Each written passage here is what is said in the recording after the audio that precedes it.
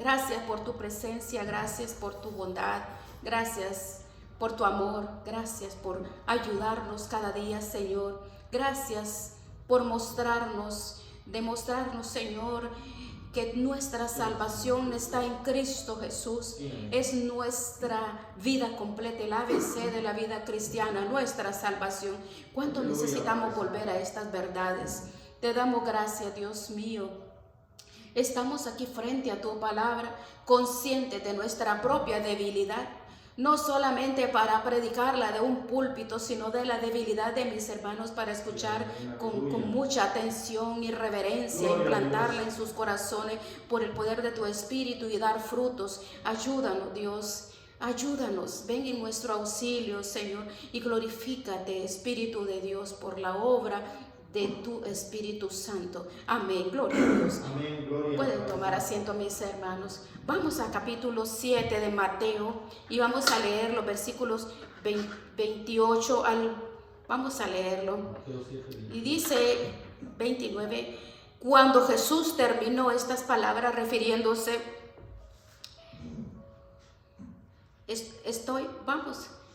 Mateo 7, quiero que lo leamos.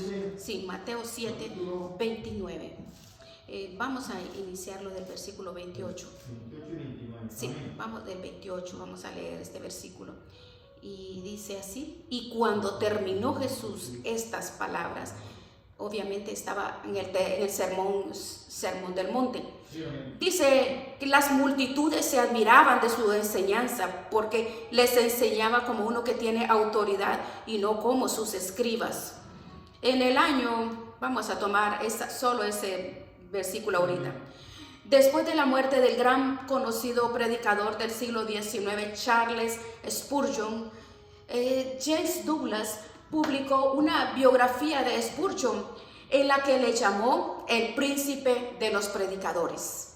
Aleluya. Desde entonces, si usted busca en el internet el príncipe de los predicadores, le van a salir varias biografías de Charles Spurgeon. Algunos dicen que Spurgeon fue uno de los más grandes de los predicadores después del apóstol Pablo. Quizás algunos pueden tener cierta razón, pero es uno de los más citados del pasado hasta el día de hoy. Sin embargo, yo estoy convencida 100%. Nosotros no conocimos a Spurgeon, pero por lo que leo de Spurgeon, su amor por el Señor, su entrega, su búsqueda, Spurgeon era un hombre apasionado. Yo estoy completamente segura que Spurgeon podía estar de acuerdo, totalmente de acuerdo, que conforme Thomas Watson cuando aceptó que solo Jesús es el príncipe de los predicadores y que solo él, decía Thomas Watson, puede considerarse como el mejor de los predicadores. Ese es el tema de ahorita. ¿Cuál es el príncipe de los predicadores? Pero no estamos hablando de Spurgeon, estamos hablando de Jesucristo. Nuestro Señor Jesucristo, Él es el predicador incomparable al que paradójicamente los predicadores del Evangelio tenemos que imitarle. Es inigualable, inimitable. Él es único y sin embargo Jesús, Él es el predicador al que tenemos que imitar, aunque mi capacidad de imitar a Jesús puede ser bien limitada. Pero dice John MacArthur que el Señor modeló muchas cosas que los predicadores de hoy pueden imitar, aunque sería anacrónico, fuera de tiempo. Imaginar a Jesús fuera atrás de un púlpito como lo hacemos nosotros. No podemos nosotros olvidar que Jesús no solo fue un maestro. La mayoría de las veces cuando tú lees acerca de este tema, dice que fue un maestro. No podemos olvidar que no solamente fue un maestro, fue un predicador. Mateo nos dice en capítulo 4, antes de su relato del sermón del monte, dice que después del bautismo, de la tentación del desierto, Jesús comenzó a predicar. Y un poco más adelante en el versículo Mateo 4:23 dice que Jesús iba por toda Galilea enseñando en todas las sinagogas y proclamando la palabra y predicando el evangelio del reino. La palabra que se usa aquí es keruso, que significa anunciar, proclamar en alta voz, como lo hacía el o sea, el heraldo de esos tiempos. Jesús no solamente fue un predicador, fue el más grande predicador que ha existido. Aleluya. Jesucristo. Mira, la predicación jugó un papel preponderante en el ministerio terrenal de Jesucristo. Hay un pasaje en Marcos cuando los discípulos querían ceder a la presión de las personas cuando buscaban a Jesús para que los sanara. Y respondió Jesús, no. El hombre, el más compasivo, Jesucristo encarnado, Él no permitió que la presión de las personas dominara su agenda. Jesús dijo, vamos a los pueblos vecinos para que predique también allí, porque para eso he venido. Dice, por toda Galilea, predicando en las sinagogas, expulsando demonios. La prioridad de Jesús no era sanar personas, era predicar. El ministerio de Jesús era predicar como un heraldo la llegada del reino de Dios y llamar a los hombres a seguirlo a Él en arrepentimiento y fe. Y lo que vamos nosotros a hacer en estos momentos, vamos a considerar lo que Mateo incluyó al final de su relato del Sermón del Monte, para considerar el impacto que provocó este sermón en ese tiempo cuando lo escucharon por primera vez y cuál fue la razón, porque eso nos va a ayudar a entender cómo era Jesús como predicador y de qué manera tú y yo como predicadores, como instrumento, vamos a imitar al predicador más famoso y más grande. El primer razón, vean, mira, vea el impacto del sermón. Cuando Jesús terminó estas palabras, dice Mateo utilizó esta palabra para dividirla en 5 sesiones. Mateo nos muestra enseñanza, relato, hechos. Cuando Jesús terminó estos hechos, dice que las multitudes se admiraban de lo que Él enseñaba. Esta palabra significa literalmente, en el español no significa profundamente, pero es estupefacto, profundamente impresionados, fuera de sí, quedaban mudos de asombro. El Nuevo Testamento nos explica de esta forma, la multitud estaban abrumados, estaban perplejos, estaban totalmente, estaban mudos, estaban ciegos. Y Mateo señala este hecho de la impresión de un momento, porque el verbo se maravillaban, el imperfecto, al saber que esto indica que es una duración, se admiraban todo. Era una multitudes que se repetía una y otra vez en el ministerio de nuestro Señor Jesucristo. Marcos 1:21, diferente, dice, al Sermón del Monte. Jesús estaba en Capernaum y la gente decía, se admiraban. Y más adelante en Marcos 1, cuando Jesús libera a un endemoniado, Marcos le dijo que todos estaban asombrados de tal manera que entre sí discutían, pero ¿qué es esto? ¿Qué pasa? ¿Qué pasa? Era una enseñanza diferente, una enseñanza con autoridad. Lo mismo sucedió en la sinagoga de Nazaret. En Lucas 4:22, véanlo, dice que todos hablaban bien y se maravillaban de las palabras de Jesús porque venían con gracia, con poder, con autoridad. Entonces la predicación producía un impacto profundo en las personas que lo escuchaban. Hay un relato que en el capítulo 7 del Evangelio de Juan, usted lo puede leer, los religiosos enviaron alguaciles para que lo capturaran. Y obviamente llegaron con las manos vacías. Y cuando les preguntaron por qué no lo habían traído, ellos respondieron, jamás hemos visto a un hombre que hable como este hombre. Impresionante, ¿verdad? Estaban embelesados, estaban paralizados. Entonces, ¿para qué las multitudes percibían de la predicación de Jesús? Que reaccionaban de esta manera, porque tú y yo estamos leyendo el Sermón del Monte y dice usted, ay no, es impresionante el Sermón del Monte, ¿verdad? Pero ¿qué era lo que había en la predicación de Jesucristo? Ahora, nosotros no podemos como decir, que eran predicadores de antes, no, predicadores de Wixel, predicadores porque mire, predicador Wixel una vez dijo, podemos predicar lo que tú estás predicando. Puedes agregarlo, pero no vas a incluir los truenos ni tampoco los rayos. Hablando de la presencia, del poder, del Espíritu de Dios en esa persona. Pero ellos quedaban mudos, estupefactos. En este versículo dice que les enseñaba como uno que tiene autoridad y no como los escribas, no como los fariseos. Note usted que es un instrumento en la mano de Dios. No fue la oratoria que los impresionó. Dice que quedaron mudos de asombro por la elocuencia. No eran las ilustraciones, no era la elocuencia, ni mucho menos el hecho de que él llenaba su historia con chistes, para entretenernos o mantenerlos cautivos. Como lo que asombraba a las personas era la autoridad de Jesucristo. Jesucristo predicaba con autoridad, y sobre todo cuando ellos comparaban a Jesús con los maestros a los que ellos estaban acostumbrados a escuchar. No olviden que en aquel tiempo había un maestro de la ley en cada esquina, sobre todo como en Jerusalén. Así que los judíos del primer siglo, que no tenían sermón, no tenían audio, no tenían YouTube, ellos estaban acostumbrados, ellos exponían continuamente a todo tipo de predicadores, a todo tipo de maestros. Y de repente aparece Jesús, y ellos, reconocido, todos lo conocían como el carpintero, el que hacía en el taller de José, predicando como nunca nadie lo había hecho jamás. Impresionante para ellos. Podemos nosotros suponer, mis hermanos, que en esa multitud que escuchó a Jesús en el Sermón del Monte, habían personas a lo que Cristo les había hecho una mesita, una silla, un trabajo en su casa, porque él era el carpintero, recuerden. Pero no es el carpintero ese. No fue ese el que nos arregló la puerta. No fue el que hizo. Bueno, todo el mundo lo conocía como el carpintero, al menos en Nazaret. Conocían a sus hermanos y a sus hermanas. Mateo 13:54 dice que en la sinagoga de allí, ¿dónde obtuvo esta sabiduría?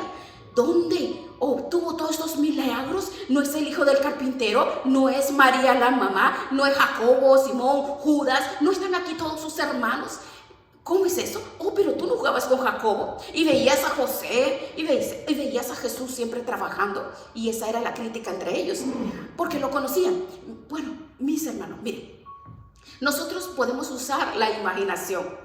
Tratemos de ubicarnos por un instante en el lugar de las personas que escuchó a Jesús predicar el Sermón del Monte. Jesús se crió entre ellos. Él no pertenecía a ninguna escuela rabínica. Él no había sido entrenado para ser un profesional de la ley. No era escriba, no era fariseo. Entonces, pero hablaba con una autoridad como ningún maestro había hablado jamás. Así lo decían ellos. Y Mateo nos da una comparación. Dice que hablaba con autoridad, como uno que tiene autoridad, no como los escribas. Entonces, ¿por qué Mateo hace esta comparación? ¿Por qué? Porque los escribas se apoyaban en la autoridad de otros rabinos para demostrar que su representación era la correcta. O sea, en vez de comparar escritura con escritura, que es lo que tú y yo hacemos en el día de hoy, ellos recurrían continuamente a las voces autorizadas de Israel o a las tradiciones religiosas, a tal punto que Cristo los acusa en Marcos 4:7, los acusa por invalidar la palabra de Dios, como pasa en muchas iglesias que invalidan por la tradición, porque la tradición está encima de la predicación, encima de salvar almas. Está encima, porque las tradiciones están llevando al infierno a muchas personas porque imponen cargas que ellos no lo hacen. No podemos pontificar las enseñanzas de nadie. No podemos nosotros buscar ampararnos en dogmas de un hombre, sino en el Señor Jesucristo. Nosotros los cristianos tenemos una sola autoridad absoluta y sabemos nosotros que es la que tenemos que creer, la infalible palabra y suficiente de Jesucristo que nos ha dejado escrito en esta palabra. No con dogmas, porque a través de los dogmas no dejan entrar, sino que sirven de tropiezo. Aquí vemos que los escribas se preocupaban por los aspectos eternos de la ley y así descuidaban la condición del corazón de las personas, el amor de a Dios, el amor al prójimo. En el capítulo 23 Jesucristo les dice: hipócritas, porque ustedes pagan el diezmo del eneldo, del comino, pero ustedes son escrupulosos, hipócritas, sepulcros blanqueados Jesucristo les decía: se han olvidado de la justicia, la misericordia. Ustedes cuelan un mosquito y se tragan un camello. Jesucristo les decía a ellos: ustedes son sepulcros blanqueados, les dice. Por fuera se ven hermosos, pero por dentro tienen el corazón lleno de hipocresía, de iniquidad. Tienen el corazón podrido, escrupuloso en todas las cosas de la ley, pero sola la apariencia, pero tienen el corazón malo. Para colmo de malo, los escribas tenían dos estándares, uno para ellos y otro para los demás. Ellos ponían sobre las personas cargas pesadas que ellos no las podían sobrellevar. Por eso el Señor les decía a los discípulos: hagan lo que ellos hacen, pero no hagan lo que ellos dicen, porque eran hipócritas. Decían una cosa y hacían cosas diferentes, maldades. Estas personas pasaban horas discutiendo sobre lo que iban a hacer con las personas, del día de reposo, del día del Shabbat. No debemos de llevar carga el día de reposo. ¿Se puede usar caja de dientes para predicar? Y cosas así. No puedes porque estás cargando algo. ¿Y qué hacemos con la gallina que puso el sábado? ¿Sacrificamos la gallina o nos comemos el huevo? ¿Qué hacemos? ¿Deben las mujeres verse en el día del espejo? No pueden verse en el espejo. No, porque pueden verse tentadas y se van a sacar las canas, o no. Así eran los rabinos. Y el rabino tal dice esto, el otro rabino, y así era en ese entonces. Y de repente aparece Jesús, el carpintero de Nazaret, predicando el evangelio del reino, el verdadero. Y fue más que evidente para todos ellos que este predicador, que este maestro era muy diferente a todos ellos. Y por varias razones. ¿Por qué?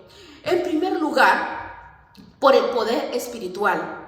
Por el poder espiritual que había. A veces nosotros tomamos la Biblia y la tenemos desconectada de todo lo demás, pero Mateo, en el capítulo 4, en el capítulo 3 de Mateo, antes de la tentación en el desierto, Jesús, antes del bautismo, dice que Jesús fue ungido con el Espíritu Santo, por el Espíritu Santo. Hermanos, como instrumentos nosotros no podemos olvidar que Jesucristo se encarnó. Él descendió, dejó su gloria, dejó su corona real y totalmente vino acá a la tierra. ¿Para qué? Para llegar a nosotros. En Lucas 4 dice que Jesús regresó a Galilea en el poder del Espíritu y enseñaba en sus sinagogas en poder del Espíritu Santo. Lucas lo relata. Dice que Jesús se levantó a leer. Era su costumbre ir a las sinagogas. Se le dio el libro de Isaías. Imagínense los que vieron a Isaías, a Jesús desde niño, y lo veían de pequeño, en Nazaret lo veían de pequeño, niño.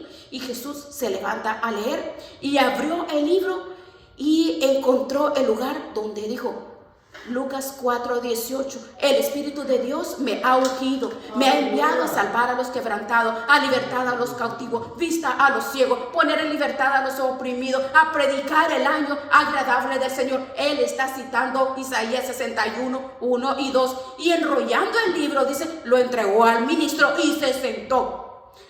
Y todos estaban viéndolo fijamente, viéndolo. En 2 de Corintios capítulo 3 dice que cuando ellos tenían sus ojos puestos en Moisés, todos estaban con sus ojos puestos en Jesús, y comenzó a decirle, hoy se ha cumplido esta escritura delante de vosotros. Vean.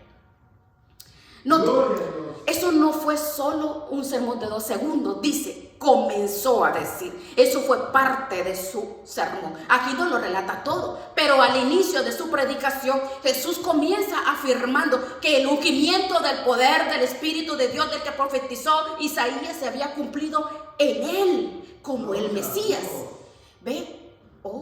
Él ministró en el poder del Espíritu Santo. ¿Cuánto más nosotros tenemos que depender del Espíritu Santo, que es Dios? Tenemos que prepararnos cuidadosamente para exponer la palabra. Tenemos que hacer una exégesis precisa del texto bíblico, pero luego preparar nuestro sermón con el mayor empeño que seamos capaces para presentarlo al pueblo. Como dice 1 de Timoteo 1:18, los ancianos que gobiernan bien tienen que ser primeramente entregados a predicar y a enseñar. Es la misma palabra que aparece en Apocalipsis 2, cuando Jesús le dice en Éfeso yo conozco tu arduo trabajo, que es predicar. ¿Sabe? Predicar es un arduo trabajo que requiere del poder y la presencia del Espíritu de Dios sobre nuestras vidas.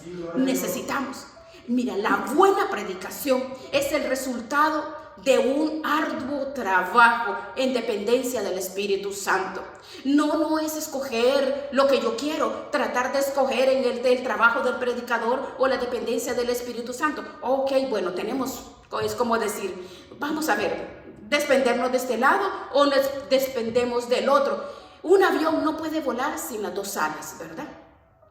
Entonces, en toda la historia de la iglesia, nunca ha habido un solo predicador, y han habido buenos predicadores, un solo predicador que en su propia capacidad haya podido llevar a un alma o edificar una iglesia. Tenemos que estar conscientes de nuestra propia debilidad y que la tarea que se nos ha nos encomienda va sobre nuestras capacidades. Pero vemos que aquí no solamente era el poder que de la presencia del Espíritu de Dios que los tomó, se impresionaron, ellos quedaron impresionados. Ahora, pongamos nosotros en nuestra mente como de aquellos judíos de aquel tiempo, escuchando por primera vez el Sermón del Monte. Este carpintero de Nazaret ha subido al monte, multitudes están alrededor de él, imagínense, y él está enseñándoles. Pero lo más sorprendente no son las elevadas normas éticas que Jesús plantea de lo que ellos hablaban, sino que lo sorprendente de la predicación de Jesucristo es cómo Jesucristo predicaba. Él decía de sí mismo, en el Sermón del Monte, Jesús se presenta a sí mismo como el intérprete final correcto de las Escrituras. Mateo 5, a partir del versículo 21. Era lo que los maestros de la ley les ha enseñado. Pero yo os digo, les diré a Mateo 5, 21. Pero yo les digo, ustedes están acostumbrados a escuchar a los rabinos, pero ellos se han quedado cortos en la interpretación de lo que Jesús habló en el Sinaí. Yo soy el intérprete oficial de la corte celestial que les puede enseñar con autoridad el verdadero alcance de cada una de las palabras que salió de la boca de Dios en el monte de Sinaí. Vean, aleluya. Todas las veces que Jesús citó un pasaje del Antiguo Testamento, como lo hizo en Lucas 4, era exactamente lo que ese pasaje significaba en todo su contexto. Hoy las personas se reúnen y ¿qué significa este texto para ti? Pregunta errónea. No es lo que significa para ti, es lo que Dios te revela, lo que Dios te enseña. Jesús nunca torció las Escrituras. Lo que él decía acerca de ese texto era exactamente lo que él decía que era. En ese sentido, y muchas personas, usted puede decir, es apropiado. Jesucristo era un predicador expositivo, explosivo. Sí lo era. Porque sí, es verdad, él nunca se paró en un púlpito a enseñar versículo por versículo, un libro del Antiguo Testamento. Pero sin embargo, Jesús siempre expuso lo que el texto bíblico significaba y nada más.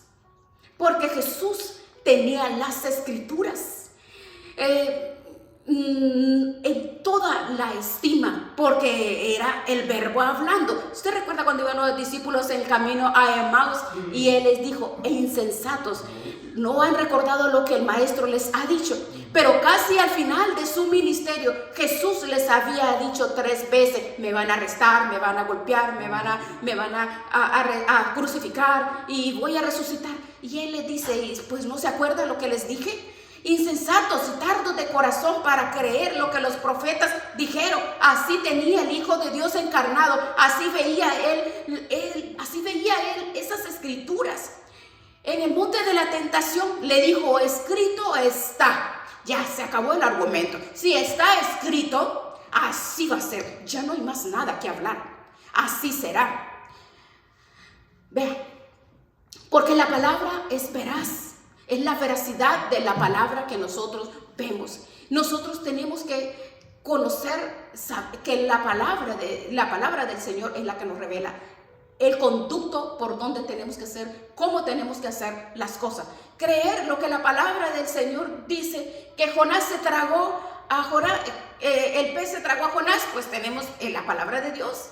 Y si dijera que Jonás se tragó al pez, pero si lo dice la Escritura, pues yo lo creo, ¿verdad? Tú como instrumento quieres predicar como Jesús, entonces empieza con diligencia, presentarte delante de Dios como obrero para trazar bien la palabra, estudiando la palabra en el texto y en el contexto para poder decir claramente, así dice el Señor. Tenemos que estudiar. Tú y yo somos instrumentos llamados a imitar al predicador perfecto que es Jesucristo. Pero Jesús no solamente se presentó como aquel como Jesucristo, el perfecto. Jesucristo en el sermón del monte se presenta como el que cumple las Escrituras. Dice, no piensen que he venido a abrogar la ley. No he venido para abolirla, sino para cumplirla. Porque les digo que nada pasará hasta que todo se cumpla. Para el judío del primer siglo, esta expresión de la ley y los profetas señalaban todos los libros del Antiguo Testamento. Yo no he venido a abolirlos, les digo, pero era más que eso. Cuando el judío del primer siglo escuchaba la ley y los profetas, él pensaba en las escrituras del pacto. Dios había hecho un pacto y estos libros eran el documento oficial de los pactos, de manera que Jesús se presenta aquí como aquel en quien se cumplen todas las cosas y de los pactos y la palabra de lo que Él hizo en el Antiguo Testamento con ellos. Les dijo, yo vine a cumplirlo. Y ellos no entendieron. Yo vine a llevar todas las maldiciones de la ley del pacto mosaico. Yo vine y ellos no lo entendieron. Yo soy el hijo de David y ellos no lo entendieron. El predicador perfecto, hermanos, de verdad. Nosotros nos ubicamos en el zapato de un de los judíos de ese tiempo. Ellos nunca habían escuchado, porque dice en Juan 5:29, examine las escrituras, que ahí tenemos la vida eterna y ahí tenemos el testimonio de Jesucristo. Juan 5:39, y les dice, oh, no piense que yo lo voy a acusar. Quien los acusa a ustedes es Moisés, en quien ustedes pusieron la esperanza. Pero si le creyeran a Moisés, ustedes me creerían a mí, porque Moisés escribió de mí. Y ellos no entendieron, nunca lo entendieron a la fecha. Eso sería el colmo de la arrogancia si Jesús hubiera sido un hombre común y corriente, pero Él no lo dejó ahí. Jesús también afirma en el Sermón del Monte que es nuestra relación con Él y nuestra lealtad hacia Él es lo que va a determinar que mi vida y tu vida sea bienaventurada por toda una vida. Las bienaventuranzas, las bendiciones. Bienaventurados sois cuando por mi causa os vitupere y os persigan y digan toda clase de males contra vosotros. Él no dijo bienaventurados los que sufren por la verdad. Él no dijo bienaventurados los que sufren por el reino de los cielos. Él dijo los que sufren por causa de mí. Miren, ustedes van a ser bienaventurados, dice, cuando tengan que sufrir insultos, reproches por su identificación conmigo. No importa el precio que tengan que pagar, porque no hay nada más importante en esta vida que conocerme a mí y tener una relación conmigo. Y si tienen que ser apedreados, martirizados, y si les tiene que faltar todo, bienaventurados serán. Tendrán aflicciones, pero yo he vencido. Entonces los judíos decían, ¿y quién se cree este que es? Pero no se quedó ahí. Gozaos y alegraos. Dice en el versículo 7, gozaos, porque vuestro galardón es grande en el reino de los cielos. ¿Por qué? Porque así persiguieron a los profetas que fueron antes que vosotros. ¡Qué maravilloso! ¿Por qué persiguieron a los profetas? Por su lealtad a Jehová. ¿Y quién es Jehová? Jesucristo, Dios, el verdadero Dios, al soberano al que tenemos que adorar y servir y seguir. Jesús espera que los seguidores sufran por su causa y luego semeja la persecución de nosotros con los del Antiguo Testamento. Ahora, aquellos sufrieron por la fidelidad a Dios, mientras que los discípulos de Jesús iban a sufrir también por la fidelidad a Jesús. Es clara la implicación, es clara la relación. Es claro, dice, Jesús está demandando de los suyos el mismo nivel de lealtad que solo el Dios, el Todopoderoso, el Creador de los cielos y de la tierra pueda demandar de sus hijos, Jesús, porque Él es Dios. Amén. Pero no entendieron. Y Jesús concluye el sermón del monte con autoridad, que el veredicto del juicio final está en sus manos y que depende de nuestra relación con Él, no de guardar ley, no de ser fariseos, hipócritas, escribas, no, es una relación fiel. No todo el que me dice Señor, Señor entrará en el reino de los cielos, sino aquel que hace la voluntad de mi Padre que está en los cielos. Muchos me dirán en aquel día, oh, yo voy a estar ahí sentado, dice, como un juez. Ustedes van a venir delante de mí y muchos me van a clamar, oh Señor, delante de ti profetizamos, oramos, echamos fuera demonios, en tu nombre hicimos muchos milagros. Usted se da cuenta, toda esa gente va a clamar, a decir que tenían una relación con Jesús, porque ese día van a saber que lo único que importa, que lo único que tiene importancia es conocer a Jesús y que Jesús te conozca a ti. Esa es la verdadera importancia de ser un instrumento, como instrumentos en las manos de Dios, la predicación del Evangelio. Porque la predicación del Evangelio no es una campaña de sanidades, vengan que milagros y prodigios. No, es la predicación de la palabra, porque la palabra es Cristo, que va a traer libertad y va a levantar a los cojos y va a sacar el pecado de las personas. Porque de nada sirve, mire, una persona lo sana como los 10 leprosos, solo uno regresó, los otros se fueron al infierno. ¿Por qué? Porque creen que, solo es sanar el cuerpo. No, es el alma, el conocimiento intelectual. Jesucristo conoce a todos los personas que tienen mucho conocimiento, a los ateos. Imagínense si no solo los ateos fueran salvos. Pero ¿de qué sirve tener conocimiento profundo en la relación de santidad, consagración? Usted ve cómo el Señor lo describe de esta manera, porque mi relación es lo más importante. No queremos el día que vayamos a su presencia que nos diga, apártate, no te conozco. Puedes ser el más inteligente, el más sabio, puedes tener muchos títulos, pero si no hay una relación en integridad, en santidad, en consagración, al infierno. Por eso el Señor siempre se repite 2 veces. Porque dice, porque ustedes dicen Señor, Señor, porque en hebreo decían 2 veces para acercar que había una proximidad o una cercanía, como Abraham, Marta, y ellos, Señor, ¿no te acuerdas de los milagros y las cosas que yo hacía en la iglesia? ¿Cómo trabajaba para levantar el templo? Ay, sí, cómo trabajaba arduamente. No, lo más impactante para mí es que Jesús está diciendo que el castigo del infierno para aquellos que no reconocen a Jesús como Señor es estar separados de Él, es apartados de mí. ¿Quién es este hombre que dice la mayor bienaventuranza que puede tener un hombre es tener una relación íntegra conmigo? Apartados de mí, eso puede ser lo más terrible que un instrumento de Dios que dice, que predicó, que hizo tantas cosas, sería lo más trágico. Porque, ¿saben?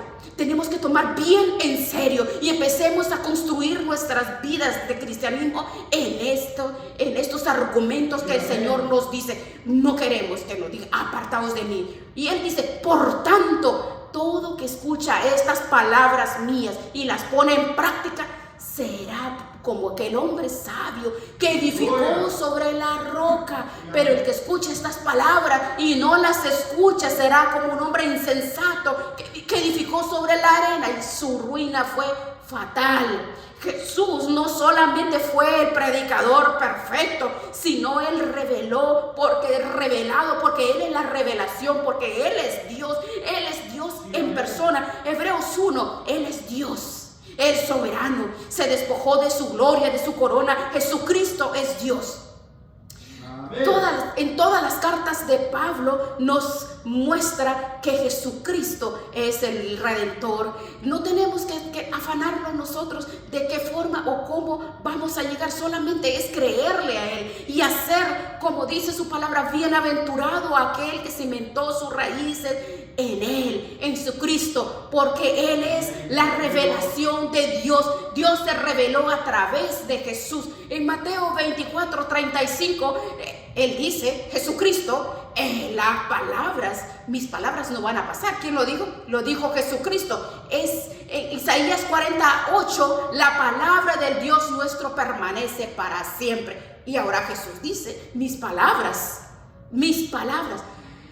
Es como Mateo 5:18, mi cielo y la tierra pasarán, pero ni una jota, nada se va a pasar si no se cumple todo. Y dice Jesús, tampoco mi palabra, ni una jota, ni una tilde de la ley, porque mis palabras son las palabras de Dios y yo soy Dios. Aleluya.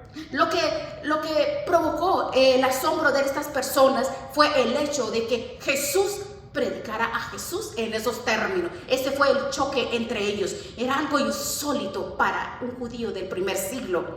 De manera, nosotros como instrumentos, ¿queremos predicar como Jesús? Queremos hacerlo. Se lo digo de corazón, con todo mi corazón. Ese es el anhelo más grande, que el Espíritu de Dios derrame todos sus dones en cada uno de nosotros. Procura que cada vez que tú como instrumento, las personas admiren a Jesús y no al instrumento, no al hombre, porque Dios es el que da testimonio en nosotros, porque la presencia y el poder de Dios es manifestado a través de nosotros,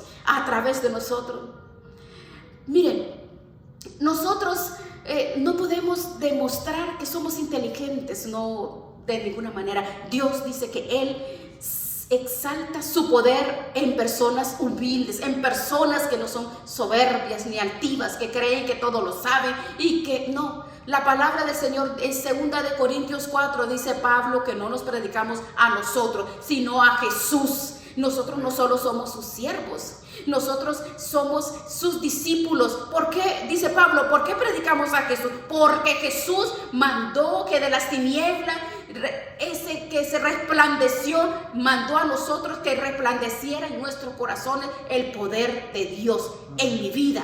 Si nuestro evangelio está encubierto, dice, entonces va a estar encubierto. Y el Dios de este siglo no puede ver la presencia de Dios, decía Pablo en capítulo 4 de 2 de los Corintios.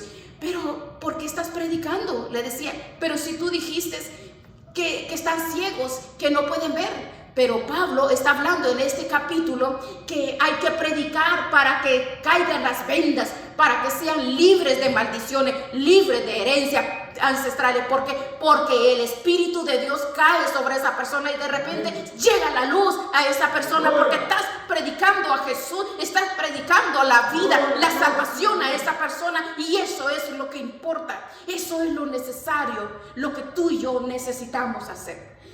Instrumentos como que somos nosotros es la salvación, la predicación de Jesucristo. Eso es lo que tenemos que nosotros llevar a estas personas, para que las personas salgan de las tinieblas a la luz admirable, para que las almas que están atadas, perdidas en las tinieblas y en el pecado, sean libres y sean salvos, que esas almas puedan recibir la salvación. Jesucristo habla del verdadero discipulado. Jesucristo va directo al corazón, a la esencia de la piedad. Él dice que el reino de los cielos no está reservado para los de la ley, no, es para los pobres en espíritu, para los que conocen lo que están en la miseria espiritual. Los ciudadanos del reino son sensibles, son humildes, sensibles, lloran, mansos, están hambrientos, sedientos de justicia, de la santidad, de llevar una vida pura, transparentes, de salir de la mentira, del engaño, de las trajalerías. No, estos no quieren conocer solo palabra, ellos guardan el espíritu del mandamiento, que es la integridad, la santidad, es un cambio del corazón hacia afuera. Y a estos judíos Jesús les tocó la llaga en el corazón. Les decía Jesús, ¿tú crees que? Bueno, Jesús, porque ellos cuántas cosas hacían por la ley. Los fariseos quedaban maravillados porque nadie les había hablado de esa manera como Jesús les habló. ¿Ustedes creen que están libres de adulterio? Les decía, porque no te has acostado con otra mujer. Yo les digo que el que mire a otra mujer para codiciarla ya adulteró en su corazón. Oh, de verdad, usted sabe que los escribas y los fariseos se creían súper santos, pero sí, la justicia de los fariseos era externo. Pero el Señor dice, yo transformo el corazón. El corazón. Ellos solo cambiaban su apariencia nada más. Estos judíos decían, bueno, definitivamente que nosotros necesitamos reconocer y ver la justicia de Dios, que la justicia de Dios en mi vida es el cambio del Espíritu Santo en mi corazón, porque nosotros, la palabra dice que el que no tiene su corazón libre y aunque predique como quiera adornar cualquier mensaje o lo que quiera, les decía, en este entonces les decía a los fariseos, oh, ustedes creen que si ven que están enojados y peleando con nosotros hermanos, ustedes crean que de verdad vas a llegar al reino de los cielos y le estás llamando con palabras inapropiadas. Les decía Jesús a ellos, ustedes van para el infierno. Entonces ellos estaban sorprendidos porque les predicaba la palabra, les tocaba la llaga, y por eso era que estaban impresionados, porque les predicaba la verdad. Conoceréis la verdad. Estas personas quedaban maravillados porque nunca nadie les había hablado y les había predicado con esa autoridad y con esa inigualable y esa sencillez y la verdad.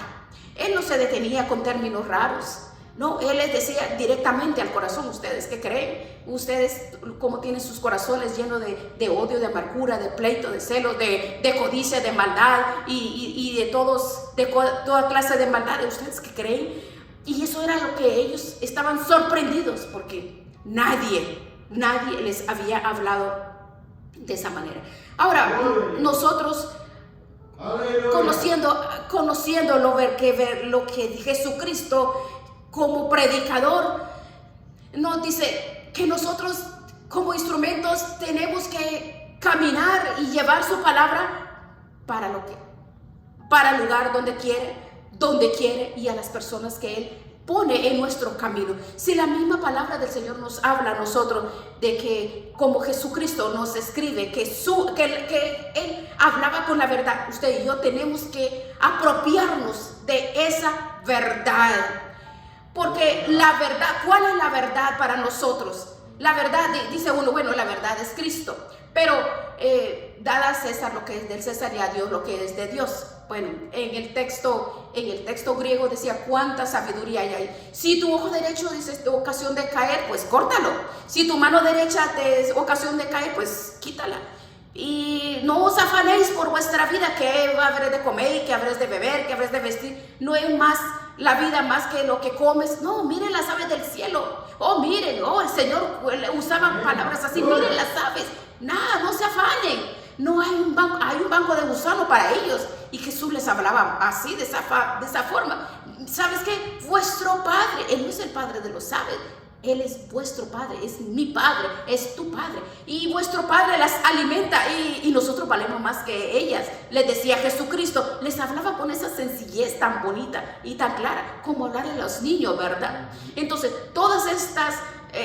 todo lo que Jesucristo les hablaba de acuerdo a la fidelidad, a su palabra. Porque Él dice que en el resto del ministerio, ungido por el Espíritu de Dios, ministró y les decía, aún pruébeme que yo tengo pecado. Y si dicen que no tengo pecado, porque no me creen. ¿Y qué fue lo que respondieron los enemigos? Quedaron todos en silencio. Sí, amén.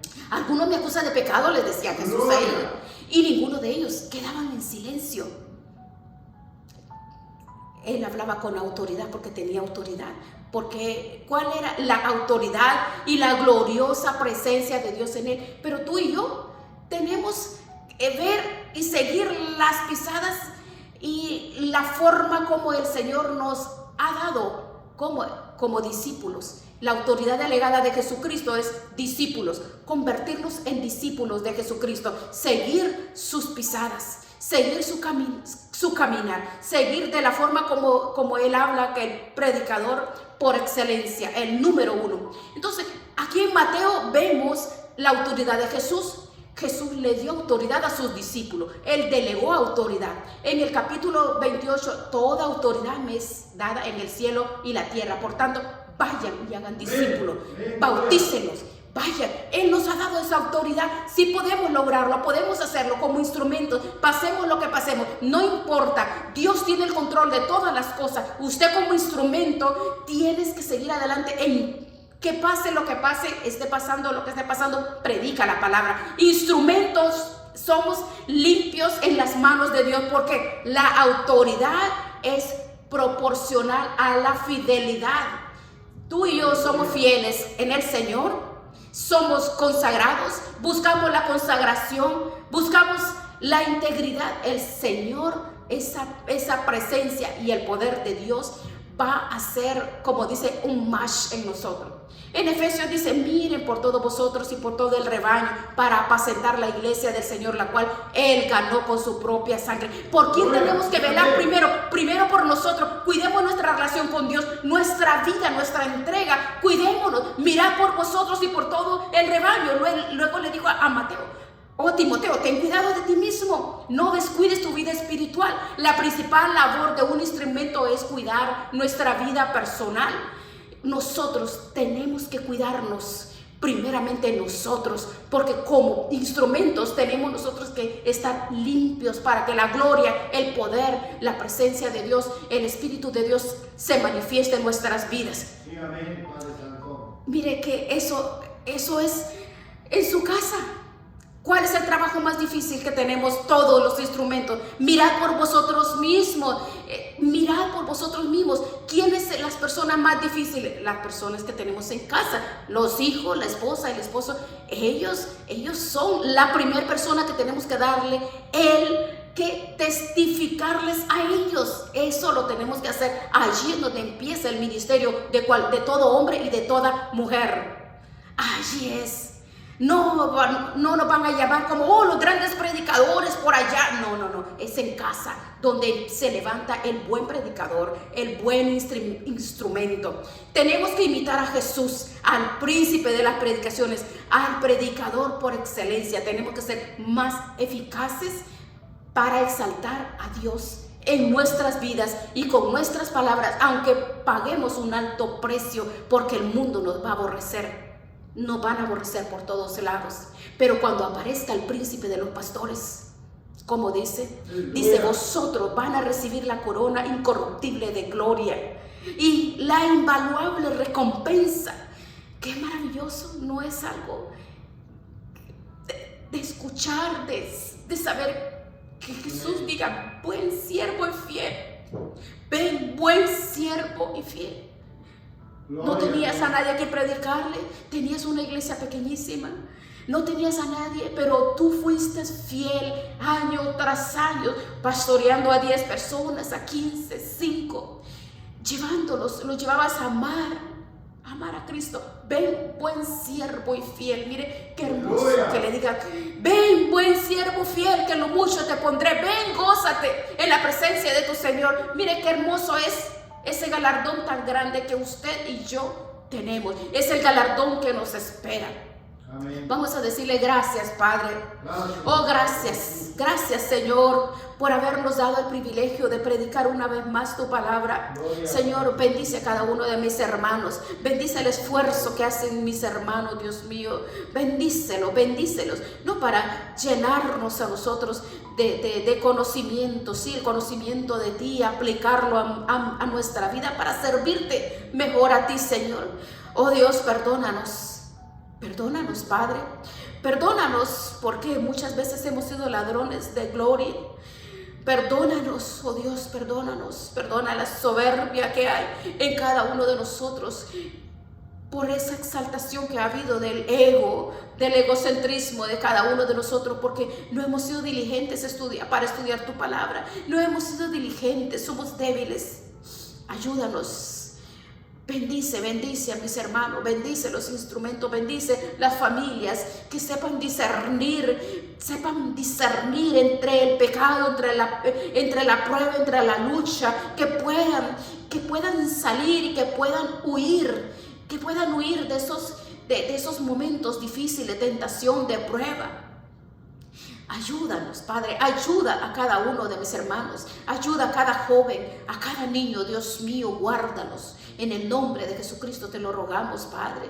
Glorifícate, Padre, en el nombre de Jesús, y levanta cada día más predicadores, instrumentos, que sea glorificada tu presencia en cada uno de ellos, para que tu Espíritu Santo, Señor, liberte en todo lugar esas personas que están atadas por el pecado, esas personas que como fariseos hablan tu palabra, pero viven una vida de infierno, viven una vida oscura, una vida en tinieblas. En el nombre de Jesucristo te damos gracias. Gracias, Padre, gracias por prepararnos, Espíritu Santo. Necesitamos la presencia de la unción de tu presencia, Espíritu de Dios, porque sin ti somos nada y nada podemos hacer. Ayúdanos, Dios mío, en medio de las tormentas, en medio de las circunstancias, en medio de las luchas, en medio de las necesidades, de la pobreza, de la miseria, de los ataques, en medio de todo, Dios mío, ayúdanos.